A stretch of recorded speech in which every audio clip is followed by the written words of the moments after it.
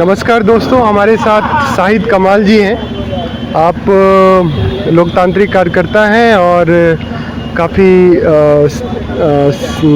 काफ़ी गंभीर तरीके से राजनीतिक सामाजिक आंदोलन की चेतना को जगाने में लगे हुए हैं।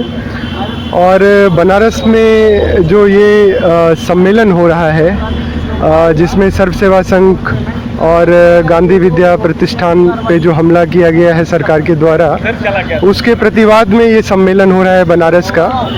तो मैं शाहिद कमाल जी से पूछना चाहूँगा कि आप बिहार से बनारस के लिए क्यों चले आए?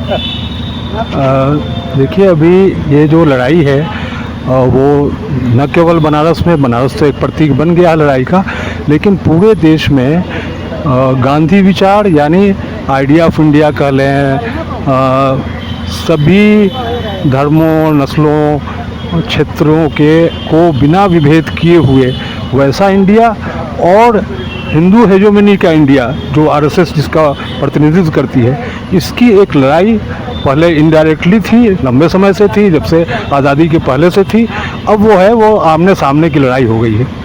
बनारस उसका प्रतीक बन गया है। जिस तरह से बनारस में खुद लाल बहादुर शास्त्री, जगजीवन राम और ऐसे तमाम जो हमारे बड़े आज़ादी के सिपाही थे, उन लोगों के द्वारा स्थापित और उन लोगों द्वारा दिया हुआ ज़मीन, वो भी पैसे से, रेलवे डिपार्टमेंट को पैसा जमा करके और वो ज़मीन रजिस्ट्री से ली गई और सारे कानूनों को ताक पर रख करके, और ये सरकार ने उस ज़मीन को अधिग्रहित कर लिया है। या कहिए, अधिग्रहित कहना तो ठीक नहीं है, कब्ज़ा कर लिया है। जिस तरह से गांव में कुछ लठैत मिल करके कब्ज़ा करते हैं, उस तरह से ये कर लिया है। तो प्रतीक वो बन गया है। लेकिन ये लड़ाई केवल उतनी नहीं है, ये लड़ाई पूरे जो दो विचारधाराओं का टकराहट पहले से भी था और अब बहुत तेज़ हो गया है, उसकी ये है लड़ाई है। और उस लड़ाई में हम लोग एक अग्रणी सिपाही हैं, उस सिपाही के नाते यहाँ आए हैं, उस लड़ाई को लड़ रहे हैं। और ये लड़ाई पूरे देश में चल रही है। जहाँ भी ये लड़ाई प्रतीकों या आमने सामने की होती है, वहाँ जाते हैं और उस लड़ाई में पूरा योगदान करते हैं। ये जो आपने देखा होगा कि गांधीवादी कार्यकर्ता हमेशा से एक मेन स्ट्रीम राजनीति से अपना दूरी बना के रखते हैं, लेकिन जिस तरह से ये जो सरकार है गांधीवादी विचार पे जिस तरह से हमला कर रही है, तो इससे विपक्ष की मजबूतीकरण में कितना बड़ा लाभ आप देखते हैं? ये जो हमला है सरकार का, वो देखिए, इस देश में न केवल गांधीवादी बल्कि बहुत सारे ऐसे लोग हैं जो राजनीति की दशा और दिशा रही है, वो उनको पसंद नहीं था। इसलिए कि जो हमारे आज़ादी के आंदोलन में जो जिन मूल्यों, एक मूल्य आधारित राजनीति शुरू हुई थी, उसका क्षरण हुआ है। तो उसके चलते देश के बहुत सारे इंटेलेक्चुअल्स, गांधीवादी और दूसरे कार्यकर्ता भी अलग अलग धाराओं के, वो राजनीति से डायरेक्ट जो पावर की पॉलिटिक्स है उससे अलग हुए। तो लेकिन आज ये एक इमरजेंसी, जैसे 77 में 74-75 के बाद जो 76 में इमरजेंसी लगी थी और सारे लोगों ने विरोध किया था, आज वही स्थिति हो गई है। उस समय घोषित इमरजेंसी थी, इस समय अघोषित इमरजेंसी है। तो उन सबको एक साथ आना होगा और ये सब एक साथ आएंगे।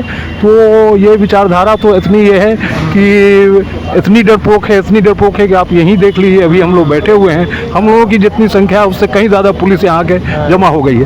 तो ये डरपोक सरकार है। जो कमज़ोर सरकार होती है वो डरपोक भी होती है। ये बहुत कमज़ोर सरकार है।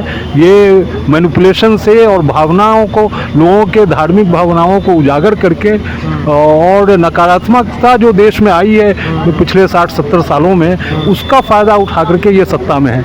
इनको जनता का जो एक मैंडेट होता है, उस तरह का मैंडेट नहीं है, वो नकारात्मक मैंडेट है और उसका फ़ायदा उठा करके और मैनिपुलेशन करके।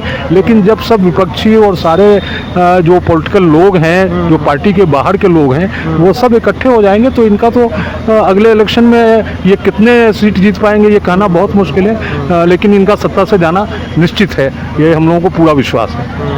यही मेरा आखिरी सवाल भी था आपके लिए कि जिस तरह से आप तो खुद भी कई सारे जन संगठनों के साथ जुड़े हुए हैं और पिछले 2-3-4 सालों से लगातार जन आंदोलन के साथ आप जुड़े रहे हैं, तो 2014 से लेके 24 तक का जो जन संघर्ष है, क्या 2024 में किसी तरह का राजनीतिक परिवर्तन का आभास आपको लग रहा है?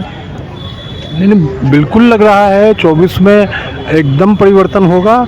और इसलिए होगा कि ये सिर्फ नारों पर चल रही है सरकार और धार्मिक भावनाओं पर चल रही है सरकार।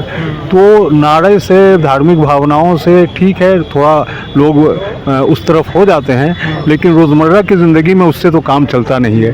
तो जिस तरह से देश में महंगाई और तमाम वैसी चीज़ जो जनता विरोधी है वो सब बढ़ती जा रही है, तो वो बढ़ती जा रही है, तो नतीजा होगा कि लोग तो नाराज़ है ही हैं, अंदर से बहुत नाराज़ हैं।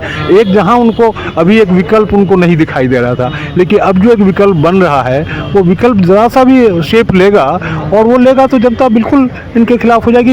ये तो बिल्कुल सत्ता से जाने वाले हैं, और सत्ता से नहीं जाने वाले हैं, इनका बहुत ही बुरा असर होने वाला है सीट के हिसाब से अगर देखा जाए तो इसलिए इनका ये है। और ये लड़ाई आगे भी जारी रहेगी, इसलिए कि ये विचार की लड़ाई है, एक गांधी के विचार का और दूसरे गोडसे के विचार का। तय बात है कि झूठ जो है वो हारता है और सच जीतता है, तो निश्चित रूप से गांधी का विचार जो है वो जीतेगा। तो ये थे हमारे साथ शाहिद कमाल जी बिहार से। बहुत बहुत धन्यवाद।